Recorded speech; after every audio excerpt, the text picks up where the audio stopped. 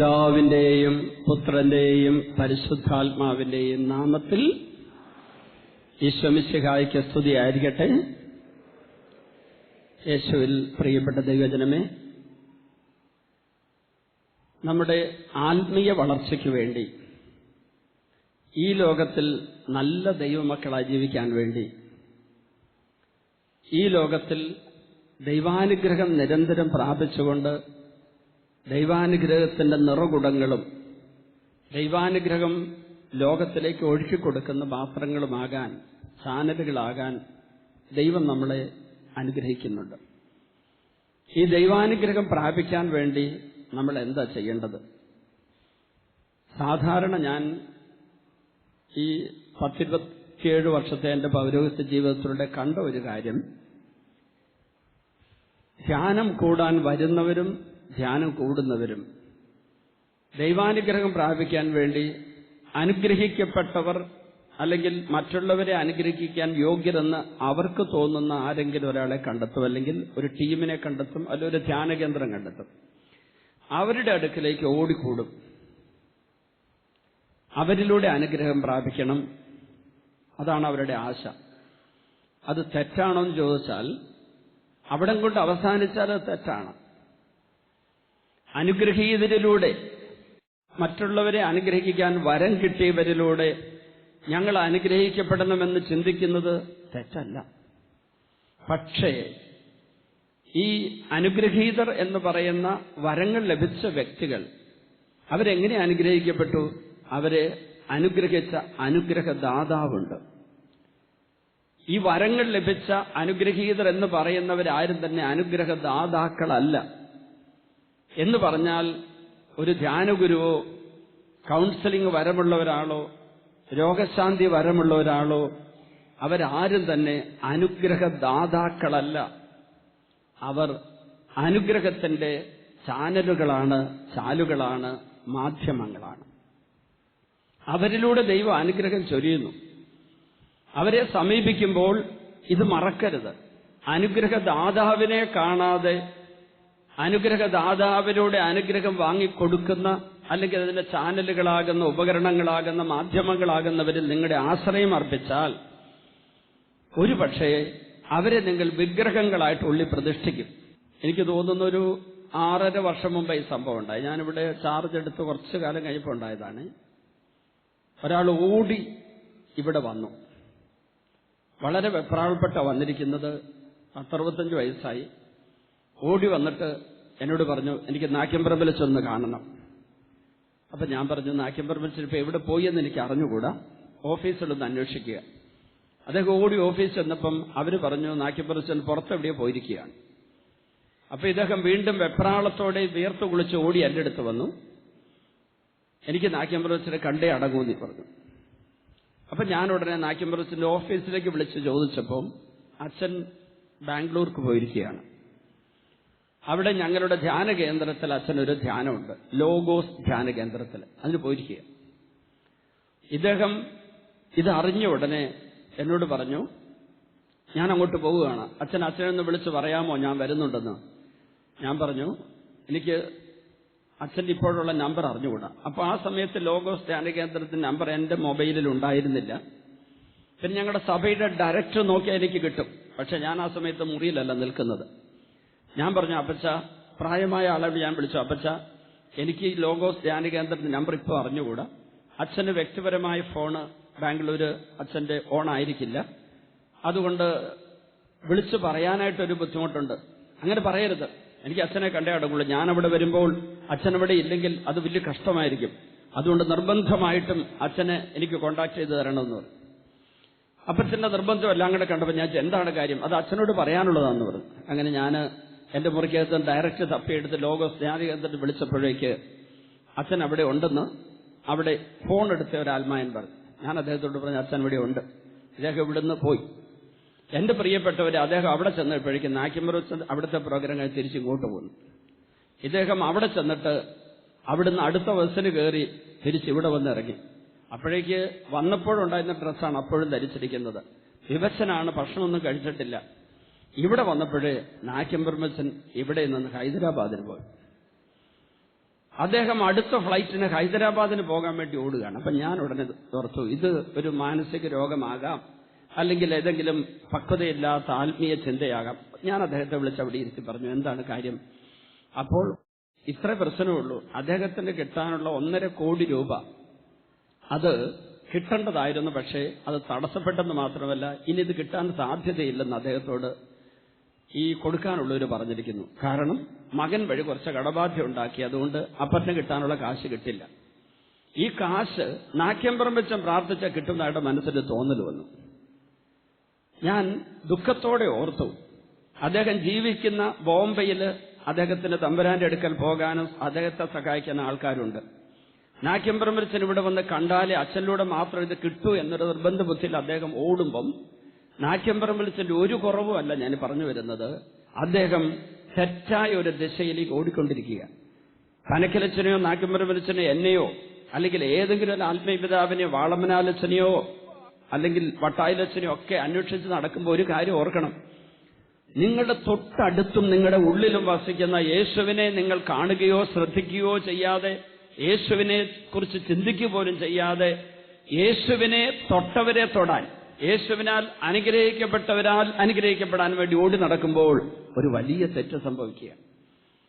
നിങ്ങൾ ഇവിടുന്ന് ധ്യാനം കഴിഞ്ഞു പോകുമ്പോൾ എന്റെ പ്രിയപ്പെട്ട ദൈവമക്കളെ, നിങ്ങൾ യേശുവിനെ സംവഹിച്ചുകൊണ്ട് നിങ്ങളുടെ കുടുംബങ്ങളിലേക്ക് പോകണം, നിങ്ങളുടെ വീട്ടിലേക്ക് പോകണം എന്ന് ഞാൻ പറയുമ്പോൾ, നിങ്ങൾ ദൈവാലയത്തിൽ പരിശുദ്ധ കുർബാനയിൽ പങ്കെടുക്കാൻ പോകുമ്പോഴും പ്രാർത്ഥനാ ഗ്രൂപ്പിൽ പങ്കെടുക്കാൻ പോകുമ്പോഴും ധ്യാന കേന്ദ്രത്തിലേക്ക് ഓടുമ്പോഴും നിങ്ങളുടെ പ്രധാനപ്പെട്ട ലക്ഷ്യം യേശുവിനെ സ്വന്തമാക്കുക എന്നുള്ളതായിരിക്കണം.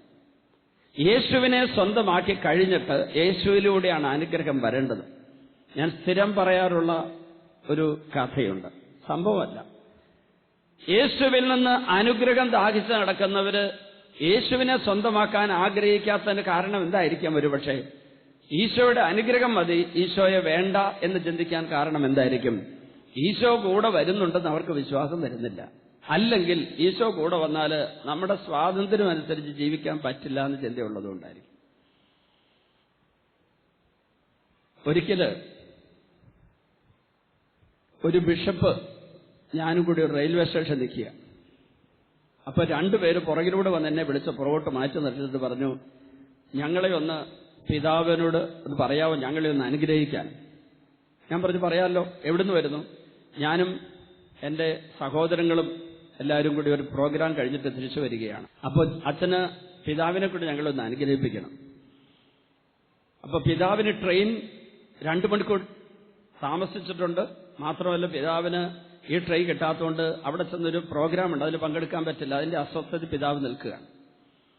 അപ്പൊ അദ്ദേഹം പിതാവിനോട് പറഞ്ഞു, ഒരു പരിചയമുള്ള ആരുടെയെങ്കിലും കാറ് കിട്ടിയാലും ഞാൻ പോകുമായിരുന്നു. ഇതെന്റെ മനസ്സിലുണ്ടായിരുന്നുകൊണ്ട് ഇവര് പിതാവിന്റെ അനുഗ്രഹമൊക്കെ മുട്ടുകുത്തി വാങ്ങിയിട്ട് പിതാവിന്റെ കൈയൊക്കെ മുത്തി പോകാൻ നേരത്ത് ഞാൻ ചോദിച്ചു, ഏതാണ് കാറ്? കാർ ഏതാണെന്ന് പറഞ്ഞു. വളരെ ലക്ഷൂറിയസ് ആയിട്ടുള്ള വില കൂടിയ കാറാണ്, നല്ല സൗകര്യമുള്ള യാത്രയ്ക്ക് പറ്റിയ കാറാണ്, പിതാവിന് പറ്റിയ വാഹനമാണ്. കാരണം നടുവിന് വേദനയുണ്ട് പിതാവിന്. ഞാൻ ചോദിച്ചു, കാറ് ഫുള്ളാണോ? കാറിൽ സ്ഥലമുണ്ട്, അച്ഛൻ വരുന്നുണ്ടോ?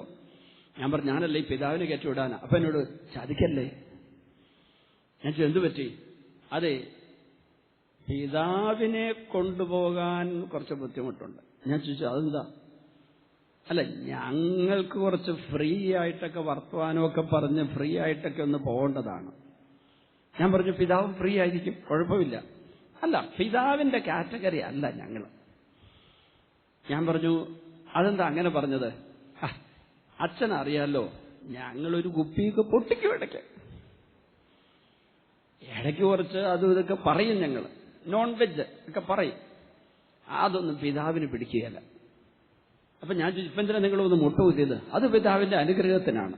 ഇത് തന്നെയാണ് പ്രാർത്ഥിക്കാൻ പോകുന്ന പലരുടെയും പരിപാടി.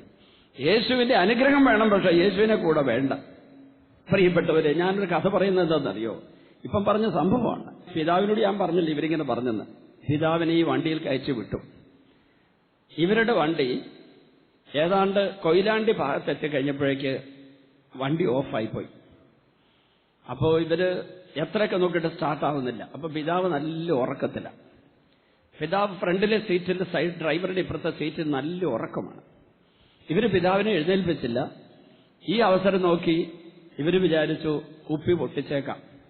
അപ്പൊ ഒരാൾ പറഞ്ഞു, എടാ കുപ്പി പൊട്ടിച്ച് കുടിച്ചാൽ പിന്നെ പിതാവിന് വണ്ടിക്കകത്ത് മണം കിട്ടും, അതുകൊണ്ട് അത് വേണ്ട. അപ്പൊ ഇവരിങ്ങനെയൊക്കെ സംസാരിച്ചുകൊണ്ട് പുറത്തുനിന്ന് കുറച്ച് കഴിഞ്ഞപ്പോൾ പിതാവ് വന്ന് ചുമച്ചിട്ടും എഴുന്നേറ്റപ്പോൾ ഇവർ ചാടി ഡോറ് തുറന്ന ഉടനെ പിതാവ് ചോദിച്ചു, എന്തു പറ്റി, എന്താ നടത്തിയിരിക്കുന്നത്? ഒരു സ്ട്രീറ്റ് ലൈറ്റിന്റെ പ്രകാശം മാത്രമുള്ള റോഡിലാണ് നിൽക്കുന്നത്, വണ്ടി അനങ്ങുന്നില്ല. ഉടനെ പിതാവ് പറഞ്ഞു, എന്നാ നമുക്കൊന്ന് പ്രാർത്ഥിക്കാം. ആ ഡ്രൈവറുടെ തൊട്ടടുത്തുള്ള അവിടെ വണ്ടിയുടെ മുകളിൽ കൈവച്ചിട്ട് പിതാവ്, ഈശോയെ, എനിക്ക് അവിടെ ചെന്ന് രാവിലെ തന്നെ പട്ടം കൊടുക്കൽ ശുശ്രൂഷയുണ്ട്, പട്ടം കൊടുക്കൽ ശുശ്രൂഷയുള്ളതാണ്, എനിക്ക് ഈ വാഹനത്തിൽ പോകണം, ഇതിന്റെ എഞ്ചിന്റെ തകരാറെല്ലാം പരിഹരിച്ച് ഞങ്ങളുടെ യാത്രയെ സുരക്ഷിതമാക്കണമെന്ന് പറഞ്ഞ് ഞങ്ങൾ പ്രാർത്ഥിക്കാൻ തുടങ്ങി. എന്നിട്ട് പിതാവ് പറഞ്ഞു, വണ്ടി സ്റ്റാർട്ട് ചെയ്യാൻ പറഞ്ഞു. സ്റ്റാർട്ട് ചെയ്തപ്പോൾ വണ്ടി അങ്ങ് സ്റ്റാർട്ടായി. പ്രിയപ്പെട്ടവരെ, ഇവർക്കൊരു വലിയ അത്ഭുതം. പിതാവ് പ്രാർത്ഥിച്ച ഉടനെ വണ്ടി സ്റ്റാർട്ടായി. ഇവർ ഈ സന്തോഷത്തോടെ പോയി പിതാവിനെ സ്ഥലത്ത് കൊണ്ട് ഇറക്കി. സ്ഥലമൊന്നും ഞാനിവിടെ പറയുന്നില്ല. സ്ഥലത്ത് കൊണ്ട് പള്ളിയുടെ മുറ്റത്തൊക്കെ ഇറക്കി. പിതാവ് ഇവരോട് പറഞ്ഞു, ഏതായിരുന്നാലും നിങ്ങളുടെ ഒരു വലിയ അപകടത്തിൽ നിന്ന് കർത്താവ് രക്ഷിച്ചു. ഉടനെ അവർ പറഞ്ഞു, എന്താ പിതാവ് അപകടം? ഞാൻ ഉറങ്ങിക്കിടക്കുമ്പോൾ കണ്ടത് നിങ്ങൾ മദ്യത്തിന്റെ ലഹരിയിൽ വണ്ടി ഓടിച്ച് ആക്സിഡന്റിൽ പെടുന്നതാണ്. അപ്പോഴാണ് ഞാൻ ചുമച്ചോണ്ട് ചാടി എഴുന്നേറ്റെന്ന് പറഞ്ഞു. Hallelujah, hallelujah. ഒരുപക്ഷെ ഞാൻ ഈ പറയുന്ന പ്രസംഗം ഗുഡ്നസ് ചെവിയിലൂടെ ആ അഭിവന്ദ പിതാവ് കേൾക്കുന്നുണ്ടാകും. അദ്ദേഹം ഇതിനെ പുറത്തു പറയാൻ അനുവദിച്ചിട്ടില്ല, അതുകൊണ്ടാണ് ഞാൻ പറയാത്തത്. ഒരുപക്ഷെ ഞാൻ ഈ പറഞ്ഞ കഥാപാത്രങ്ങൾ 4 പേര് ഇത് കേൾക്കുന്നുണ്ടായിരിക്കാം. അവരുടെ പേരൊന്നും ഞാൻ വെളിപ്പെടുത്തുന്നില്ല, കാരണം ഇതാരാന്ന് ആർക്കും അറിഞ്ഞുകൂടാത്ത കേസാണ്. അതായത് ദൈവാനുഗ്രഹം വേണമെന്ന് പറയുന്നവര് ദൈവത്തെ വേണ്ട എന്ന് ചിന്തിക്കുന്നുണ്ടോ? നമ്മളിവിടെ നിന്ന് പോകുമ്പോൾ ദൈവത്തെ സ്വന്തമാക്കണം, എങ്കിൽ ദൈവാനുഗ്രഹം വേണ്ടപ്പോഴൊക്കെ കിട്ടിക്കൊള്ളും. ഞാൻ പറഞ്ഞ കഥ ഏതാണെന്നറിയോ? ഒരിക്കൽ കുറെ കുട്ടികൾ ഒരു പിക്നിക്കിന് പോയി. കഥയാണ് കേട്ടോ, സംഭവമല്ല. ഒരു രാജകൊട്ടാരത്തിലാണ് പ്രവേശിച്ചത്. അവർ രാജകൊട്ടാരത്തിൽ പ്രവേശിച്ച് അവിടെയുള്ള കുട്ടികൾക്ക് എല്ലാം കാണണം, എല്ലാം തൊടണം. അവരുടെ ജിജ്ഞാസയിൽ നിന്ന്, ക്യൂരിയോസിറ്റിയിൽ നിന്ന് അവരിങ്ങനെ എല്ലായിടത്തും ഓടി പാഞ്ഞടക്കുക. മിടുക്കരായ സ്മാർട്ടായ പിള്ളേരുടെ പ്രകടനം രാജകുമാരിക്ക് ഇഷ്ടപ്പെട്ടു. അങ്ങനെ അവര് പോയി അവസാനം രാജകുമാരനും കൂടി ഇവരെ ഒരുമിച്ച് വിളിച്ചു കൂട്ടി സ്നാക്സ്, ചെറിയ ഭക്ഷണവും കൊടുത്ത് ചായയൊക്കെ കൊടുത്തു. അത് കഴിഞ്ഞിട്ട് പറഞ്ഞു, നിങ്ങളെ സംപ്രീതനാണ് ഞാൻ, ഓരോ സമ്മാനം തരാൻ പോവുക. ഈ മുറിക്കകത്ത് കാണുന്ന ഏതെങ്കിലും ഒരു വസ്തു നിങ്ങൾ പോയി തൊടുക, എന്ത് തൊടുന്നു അത് നിങ്ങൾക്കുള്ള ഗിഫ്റ്റ് ആയിരിക്കും. പിള്ളേര് 4 പാട് ഓടാൻ തുടങ്ങി. ഓടി ഓടി ഓടി ഓടി ഓരോരുത്തർ ഓരോ സമ്മാനത്തെ തൊട്ട് ഇങ്ങനെ നിൽക്കുക. ഒരു പെൺകുട്ടി മാത്രം അനങ്ങാതെ നിൽക്കുക. രാജാവ് ചോദിച്ചു, നീ എന്താ ഓടാത്തത്? നിനക്ക് സമ്മാനമൊന്നും വേണ്ടേ? വേണം. പിന്നെന്താ തൊടാത്തത്? തൊടാൻ പോവുക. അവൾ പോയി രാജകുമാരനെ തൊട്ടു. മറ്റേ പിള്ളേർക്കെല്ലാം ആ കൊട്ടാരത്തിൽ ഓരോ ഗിഫ്റ്റ് കിട്ടി. പക്ഷെ ഇവൾക്ക് മാത്രം കൊട്ടാരം മുഴുവൻ കിട്ടി. രാജകുമാരനെയുള്ള കൊട്ടാരം, ഇനി അടുത്ത് അവന് അവകാശി. നമ്മൾ തമ്പുരാന്റെ പക്കലേക്ക് പോകുമ്പോൾ രാജകുമാരനായ യേശുവിനെ സ്വന്തമാക്കാതെ ഒരുപിടി അനുഗ്രഹം, ഒരു കൊട്ട അനുഗ്രഹം അതുമായിട്ട് വീട്ടിൽ പോകാനായിരിക്കും കൊതിക്കുക. അതൊന്ന് മാറ്റിയെടുക്കണം. ദൈവത്തെ കിട്ടിക്കഴിഞ്ഞാൽ, സ്വന്തമായി കഴിഞ്ഞാൽ, അപ്പം നമ്മൾ ചോദിക്കും, അപ്പം ദൈവം നമ്മുടെ കൂടെ ഇല്ലായിരുന്നോ? പ്രിയപ്പെട്ടവരെ, പാപത്തിലാണ് ജീവിച്ചിരുന്നതെങ്കിൽ അനുഗ്രഹദാതാവായ ദൈവം നമ്മുടെ ഹൃദയത്തിൽ വസിക്കുന്നില്ലായിരുന്നു. അവിടെ ദൈവം വസിക്കുന്നുണ്ടോന്ന് ചോദിച്ചാൽ, വെളിപാട് പുസ്തകം 3-ാം അധ്യായത്തിന്റെ 19-20 തിരുവചനങ്ങൾ പറഞ്ഞിരിക്കുന്ന പോലെ, ഇതാ ഞാൻ വാതിലിൽ മുട്ടുന്നു, ആരെങ്കിലും എന്റെ സ്വരം കേട്ട് വാതിൽ തുറന്നു തന്നാൽ ഞാൻ അവന്റെ അകത്ത് വരും, അവനോടൊപ്പം ഭക്ഷിക്കുകയും ചെയ്യും. പ്രിയപ്പെട്ടവരെ, നമ്മുടെ ഏറ്റവും വലിയ പ്രശ്നം എന്താണെന്നറിയാമോ? നമുക്ക് പാപത്തിലാണെങ്കിൽ നമ്മുടെ ഹൃദയത്തിൽ ദൈവം സജീവനായി അഭിഷേകവും അനുഗ്രഹവും ചൊരിഞ്ഞുകൊണ്ട് വസിക്കുന്നില്ലാത്തൊരവസ്ഥയാണ് വന്നിരിക്കുന്നത്. നാം തമ്പുരാനെ പുറത്താക്കി, നമ്മൾ യേശുവിനെ പുറത്താക്കിയിരിക്കുകയാണ്. പക്ഷെ ഈശോ നമ്മളെ കൈവിട്ടില്ല. ഈശോ ആ പാപിയുടെ കൂടെ വസിക്കുന്നുവെന്ന് യേശയ്യ 57:15 പറഞ്ഞിട്ടുണ്ട്. യേശയ്യ 57:15. അത്യുന്നതനും മഹത്വപൂർണനുമായവൻ അനന്തതയിൽ വസിക്കുന്ന പരിശുദ്ധൻ എന്ന നാമം വഹിക്കുന്നവൻ അരുളി ചെയ്യുന്നു, ഞാൻ ഉന്നതമായ വിശുദ്ധ സ്ഥലത്ത് വസിക്കുന്നു, അനുതാപികളുടെ ഹൃദയത്തെയും വിനീതരുടെ ആത്മാവിനെ നവീകരിക്കാൻ ഞാൻ അവരോട് കൂടെ വസിക്കുന്നു. ഉന്നതമായ വിശുദ്ധ സ്ഥലത്ത് വസിക്കുന്ന തമ്പുരാൻ അനുതപിക്കുന്നവരുടെ കൂടെയേ വസിക്കുന്നുള്ളൂ, അവരുടെ ഉള്ളിലല്ല വസിക്കുന്നത്. അപ്പോൾ അനുതാപത്തോടെ ദൈവൈക്യത്തിന് വേണ്ടി ദാഹിച്ചു നിൽക്കുന്ന വ്യക്തികൾ, അല്ലെങ്കിൽ പാപത്തിലായിരിക്കുന്ന വ്യക്തികൾ, അങ്ങനെ ഇരിക്കുന്നവർ പാപം ഉപേക്ഷിച്ച് ദൈവത്തെങ്കിലേക്ക് തിരിഞ്ഞ് ദൈവത്തിന് വേണ്ടി ദാഹിക്കുന്നവരെ അവരുടെ ഉള്ളിൽ പ്രവേശിക്കാൻ ദൈവത്തിന് പറ്റില്ല. ദൈവം മഹത്വപൂർണ്ണന അവരുടെ ഉള്ളിൽ കഴിയുന്നില്ല. ഞാൻ പണ്ട് മുതൽ അതിനെക്കുറിച്ചൊരു വാചകം പറയും. പാപിയുടെ ഉള്ളിൽ ദൈവം മുറിവേറ്റ് വേദനിച്ച് രക്തമൊഴുക്കി അന്ന് പീലാത്തോസിന്റെ അരമനയിൽ നിന്നതുപോലെ നിൽക്കും. പരിശുദ്ധന്റെ ഉള്ളിൽ ദൈവം മഹത്വപൂർണനായി ഇങ്ങനെ നിൽക്കും. ഉദ്ധിതനായ കർത്താവ്, മഹത്വപൂർണനായവൻ ഇതാ നമ്മുടെ ഉള്ളിൽ നിൽക്കും. വിജയശ്രീലാളിതനായ രാജാധിരാജനായ ഈശോ നമ്മുടെ ഉള്ളിൽ വസിക്കും, നമുക്ക് പാപമില്ലെങ്കിൽ. അതായത് പാപത്തിൽ വസിക്കുന്ന ഒരു വ്യക്തിയുടെ ഹൃദയത്തിലും ദൈവത്തിന് അനുഗ്രഹദാതാവായി വസിക്കാൻ പറ്റില്ല. അവനെ മാനസാന്തരം നയിക്കാൻ വേണ്ടി ഹൃദയവാതിൽ മുട്ടിക്കൊണ്ടിരിക്കും. നമ്മൾ ഈശോയ്ക്ക് വേണ്ടി വാതിൽ തുറന്നു കൊടുക്കണം. അപ്പോൾ ഈ ധ്യാനം കഴിഞ്ഞു പോകുമ്പോൾ ഈശോയ്ക്ക് ഹൃദയത്തിൽ വസിക്കാൻ, ആത്മാവിൽ വസിക്കാൻ ഇടമൊരുക്കിയിട്ടുണ്ടോ എന്ന് ആലോചിച്ച് നോക്കണം. ഒന്ന്, ഇപ്പോൾ എന്നെ കേട്ടുകൊണ്ടിരിക്കുന്ന എല്ലാവരും വലതു കരുന്ന് ഉയർത്തിപ്പിടിച്ച കണ്ണുകളടച്ച് ഈ പ്രാർത്ഥന ഏറ്റുചൊല്ലുന്നു. കാരുണ്യവാനായ ഈശോയേ, രക്ഷകനായ ഈശോയേ,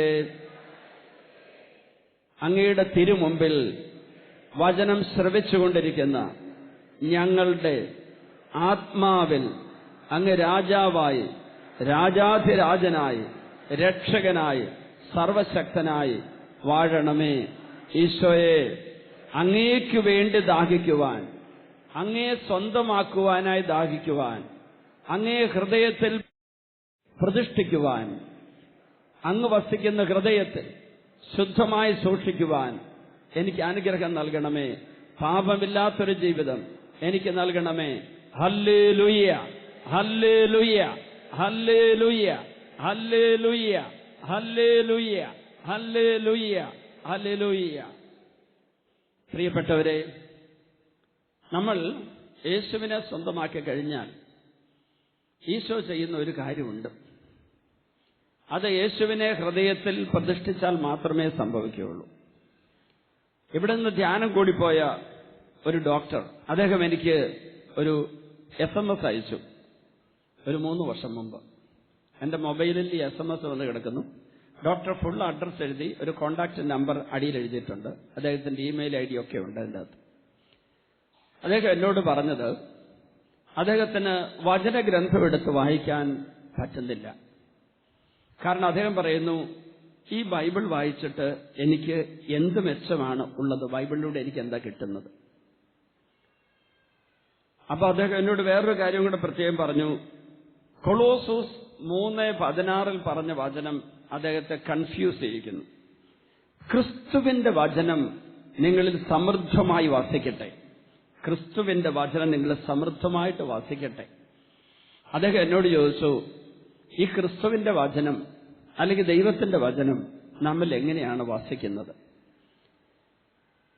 അപ്പൊ ഞാൻ അദ്ദേഹത്തോട് പറഞ്ഞു, ഇവിടെ വന്ന് ഒരാഴ്ചയും കൂടെ ധ്യാനം കൂടുകയാണെങ്കിൽ ഈ ആഴ്ചയിലെ ക്ലാസ്സിൽ, ഈ ആഴ്ച വരുന്നെങ്കിൽ ഞാൻ ഈ ക്ലാസ്സിൽ ഇതിനെക്കുറിച്ചൊരു വിശദീകരണം തരാം. ഓരോരുത്തരുടെയും ചോദ്യങ്ങൾക്ക് ഉത്തരവും SMS-ലൂടെയും ഇമെയിലിലൂടെയും കത്തിലൂടെയും നൽകുക എന്റെ ദൗത്യമല്ല. നിങ്ങൾക്ക് ഇങ്ങോട്ട് സന്ദേശമായിട്ട് ഞാൻ പറയുകയാണ്. ഇവിടുന്ന് ധ്യാനം കഴിഞ്ഞ് പോയിട്ട് പലരും കത്തെഴുതും. എനിക്ക് കഴിഞ്ഞ മാസം കിട്ടിയ ഒരു കത്ത് 21 പേജുണ്ട്. അച്ഛനിത് മുഴുവൻ വായിച്ചിട്ട് ഓരോന്നിനും മറുപടി പറയണം. 120 ചോദ്യങ്ങളുണ്ട്.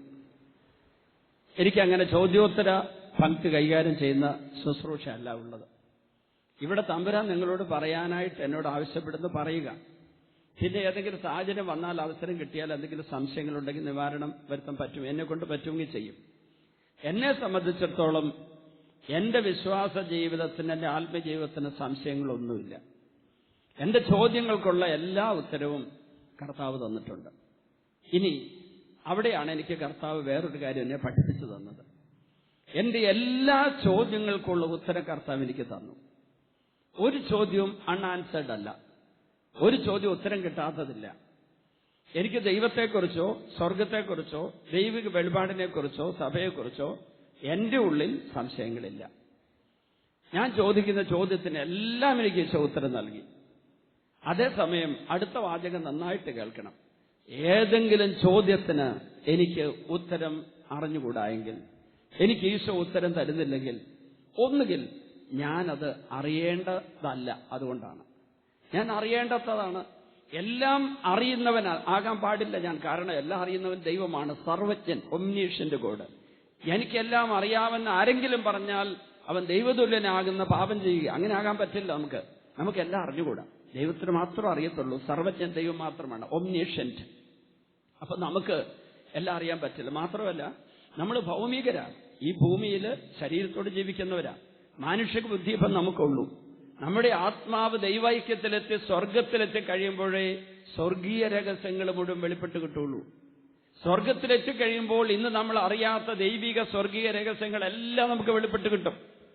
അപ്പൊ നമ്മുടെ ലക്ഷ്യം, ചോദ്യത്തിന് ഉത്തരം കിട്ടിയില്ലെങ്കിൽ നമ്മൾ എന്ത് മനോഭാവം എടുക്കണം? ഞാനത് അറിയേണ്ടാത്തത് കൊണ്ടായിരിക്കാം.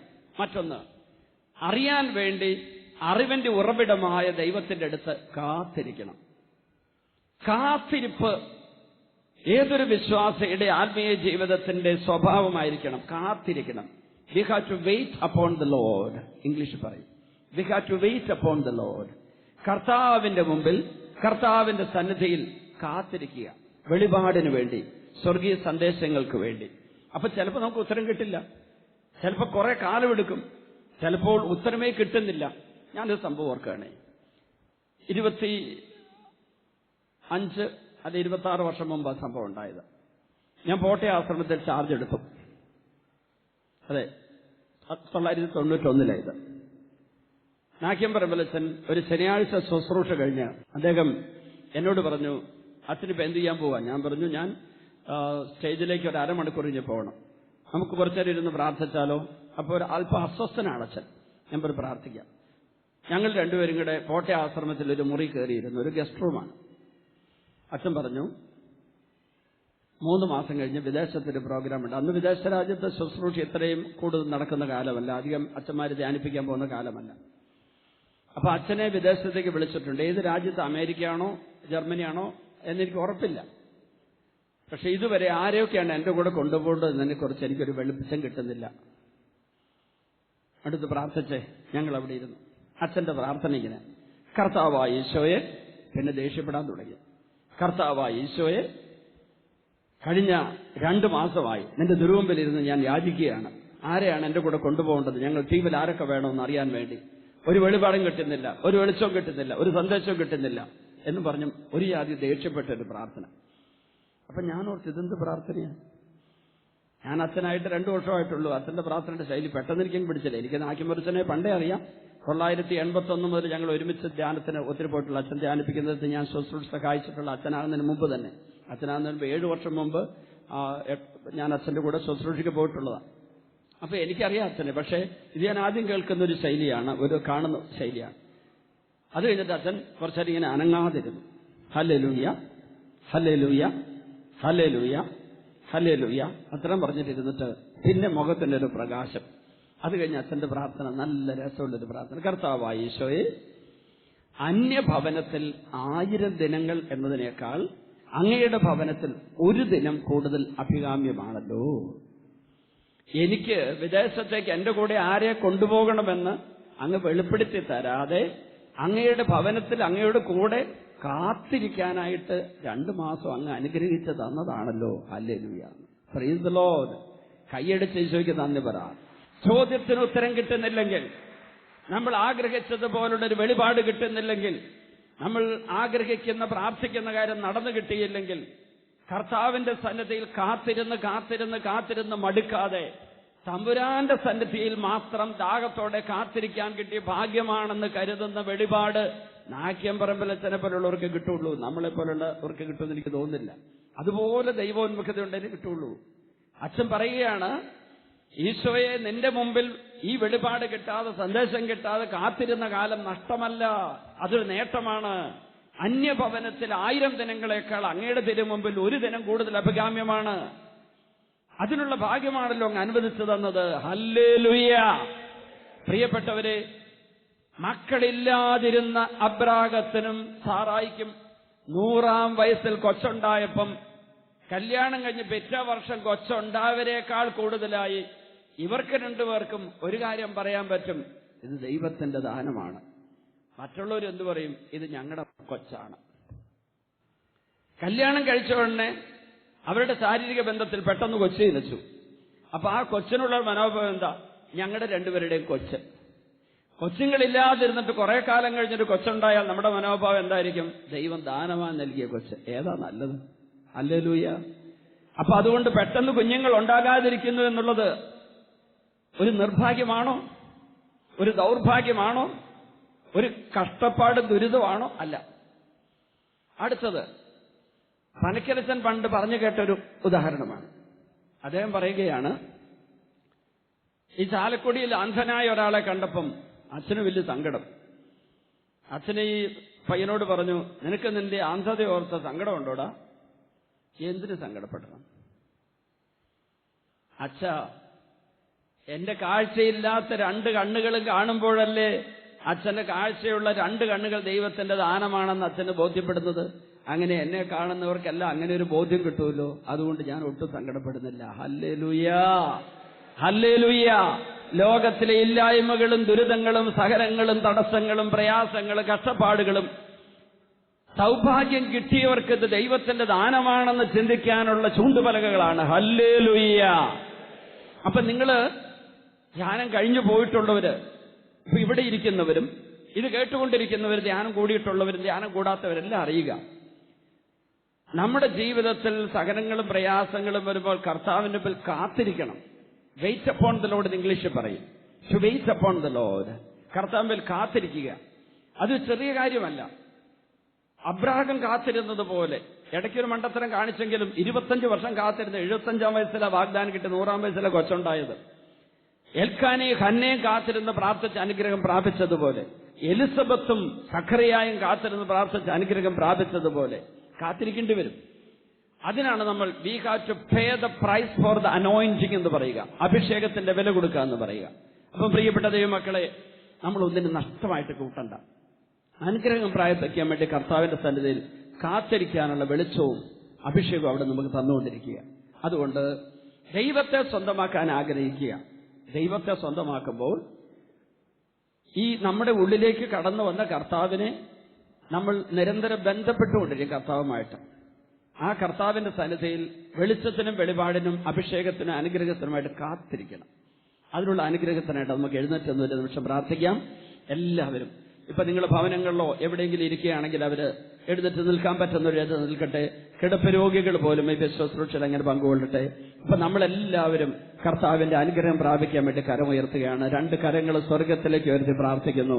കാരുണ്യവാനായ ഈശോയെ, അനുഗ്രഹദാതാവായ ഈശോയെ, അനുഗ്രഹം തന്നെയായ ഈശോയെ, ഒരിക്കലും മടുക്കാതെ, മനസ്സുമടുക്കാതെ, മനസ്സിടിഞ്ഞു പോകാതെ, മുറിവേൽക്കാതെ, നഷ്ടധൈര്യരാകാതെ, വാടിപ്പോകാതെ, ദുഃഖിതരാകാതെ, അങ്ങിൽ പ്രത്യാശയർപ്പിച്ച്, അങ്ങിൽ വിശ്വസിച്ച്, അങ്ങേക്ക് വേണ്ടി കാത്തിരിക്കുവാൻ, അങ്ങയുടെ വചനത്തിനു വേണ്ടി, അങ്ങയുടെ വെളിപാടിനു വേണ്ടി, അങ്ങയുടെ അനുഗ്രഹത്തിനു വേണ്ടി, അങ്ങ് തരുന്ന അഭിഷേകം സ്വീകരിക്കാൻ വേണ്ടി കാത്തിരിക്കുവാനുള്ള വരവും അനുഗ്രഹവും അഭിഷേകവും ഞങ്ങൾക്ക് എല്ലാവർക്കും നൽകണമേ. Hallelujah, hallelujah, hallelujah, hallelujah, hallelujah. കർത്താവായ ഈശോയെ, എല്ലാ കിടപ്പ് രോഗികളെയും, മാറാരോഗബാധിതരെയും, കഠിന വേദനയുള്ളവരെയും, പകർച്ചവ്യാധികളുള്ളവരെയും, അപകടത്തിൽപ്പെട്ട് കിടക്കുന്നവരെയും, മരണാസന്നരെയും, പാപത്താൽ രോഗികളായവരെയും, പിശാചിന രോഗികളായവരെയും ഇപ്പോൾ തൊടണമേ. അങ്ങയുടെ ദിവ്യശക്തിയാൽ അവരെ ആശീർവദിച്ച് സുഖപ്പെടുത്തണമേ. രോഗികളെ അങ്ങ് തൊടണമേ. അവരെ തൊട്ട് സുഖപ്പെടുത്തണമേ. അവരുടെ കരം പിടിച്ചെഴുന്നേൽപ്പിക്കണമേ. പത്രോസിന്റെ അമ്മായിയമ്മയെ കരം പിടിച്ചെഴുന്നേൽപ്പിച്ചതുപോലെ യേശുവേ, ഈ അത്ഭുതം പ്രവർത്തിക്കണമേ. മരിച്ച ലാസറിനെ ശവകുടീരത്തിൽ നിന്ന്, ചീഞ്ഞ അവസ്ഥയിൽ നിന്ന് ഉയർപ്പിച്ചവനെ, ആ അത്ഭുതം ഞങ്ങളുടെ ജീവിതത്തിലും അങ്ങ് പ്രവർത്തിക്കണമേ. Hallelujah, hallelujah, hallelujah, hallelujah, hallelujah, hallelujah, hallelujah, hallelujah, hallelujah, hallelujah, hallelujah. യേശുവേ നന്ദി, യേശുവേ നന്ദി, യേശുവേ നന്ദി, യേശുവേ സ്തോത്രം. പിതാവിന്റെയും പുത്രന്റെയും പരിശുദ്ധാത്മാവിന്റെയും നാമത്തിൽ ആമേൻ.